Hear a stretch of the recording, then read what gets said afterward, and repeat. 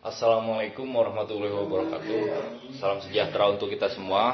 Perkenalkan, nama saya Walid Nur Hidayatullah dari program studi Teknik Mesin Universitas Nusa Putra Sukabumi.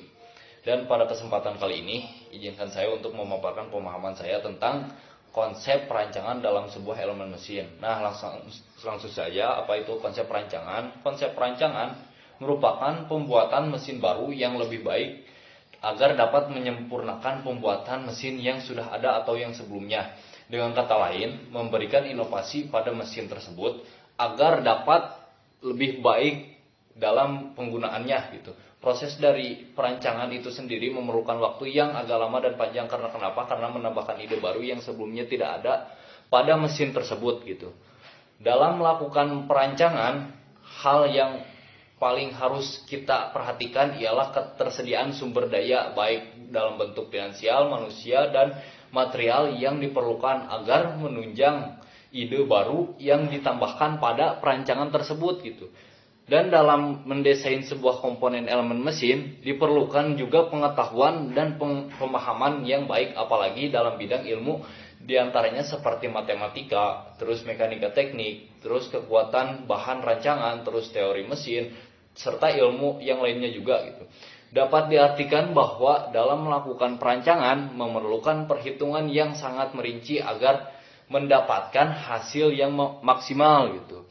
Nah, di samping itu semua, keterampilan yang dibutuhkan dalam sebuah konsep perancangan meliputi beberapa hal. Yang pertama itu ada konsep pembuatan sketsa, gambar teknis, dan perancangan dengan komputer. Nah, dapat dilakukan menggunakan software diantaranya seperti AutoCAD, Autodesk, dan yang lainnya.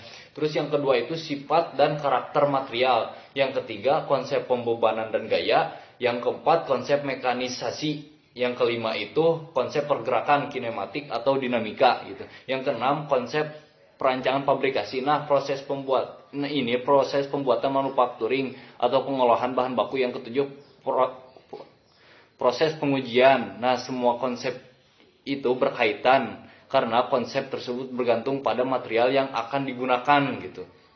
Terus yang kedelapan itu konsep power dan control, setelan melakukan assembling gitu. Terus tujuan akhir dari perancangan adalah untuk menghasilkan produk yang bermanfaat yang memenuhi kebutuhan konsumen. Dan pembuatannya cukup aman, baik itu produk baru maupun produk modifikasi dan produk pengembangan. Nah, perancangan dalam elemen mesin merupakan perancangan yang sifatnya mekanis. Kenapa bisa disebut mekanis? Perancangan mesin dapat diklasifikasikan kembali menjadi beberapa bagian. Yang pertama itu ada perancangan adaptif. Nah, jenis desain ini tidak memerlukan pengetahuan atau keterampilan khusus dan dapat dicoba oleh perancang yang mendapatkan pelatihan teknis biasa. Nah, perancang hanya membuat sedikit perubahan atau modifikasi pada desain produk yang sudah ada. Nah, terus yang kedua itu perancangan pengembangan. Nah, jenis desain ini membutuhkan pelatihan ilmiah dan kemampuan desain yang cukup untuk memodifikasi desain yang ada dengan menambahkan ide baru. Nah, dalam hal ini meskipun perancang memulai dari desain yang sudah ada, tetap saja produk akhir mungkin saja sangat berbeda dari produk yang aslinya atau yang sebelumnya gitu. Yang ketiga itu perancangan baru. Nah, kalau yang ini jenis perancangan ini membutuhkan banyak penelitian, tentu saja kemampuan teknis dan pemikiran kreatif, dan diperlukan hanya para desainer yang handal dan sudah memiliki pengalaman yang lebih dalam bidang perancangan tersebut. Nah, perancangan dapat diklasifikasikan kembali berdasarkan pada metode yang digunakannya. Nah, ada juga metode yang pertama perancangan rasional berdasarkan pada rumus matematika dari prinsip mekanika. Terus yang kedua itu perancangan empiris berdasarkan pada rumus empiris terhadap praktik dan pengalaman masa lalu gitu.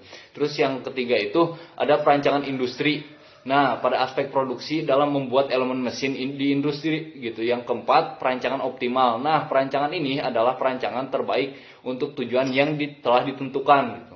Terus yang poin ke-6 itu perancangan sistem. Perancangan ini merupakan sistem mekanis yang rumit gitu. Terus yang selanjutnya perancangan elemen. Nah, sebuah perancangan elemen ini adalah perancangan elemen apapun dari sistem mekanis seperti piston, poros engkol, terus batang penghubung, dan lain sebagainya juga gitu.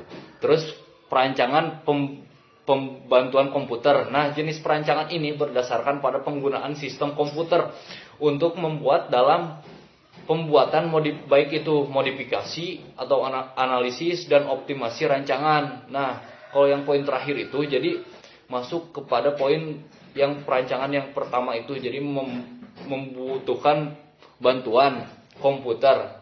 Yang disebut membutuhkan bantuan komputer itu karena di situ ada seperti aplikasi atau software yang sering disebut atau sering dipakai seperti Autodesk atau AutoCAD, terus masih banyak juga yang lainnya gitu. Dan mungkin cukup sekian yang dapat saya sampaikan. Mohon maaf apabila ada kesalahan kata dari saya, dan jika ada pertanyaan atau ingin yang ditanyakan boleh ditanyakan di kolom komentar. Saya tunggu. Terima kasih, semoga bermanfaat. Saya izin pamit undur diri. Assalamualaikum warahmatullahi wabarakatuh.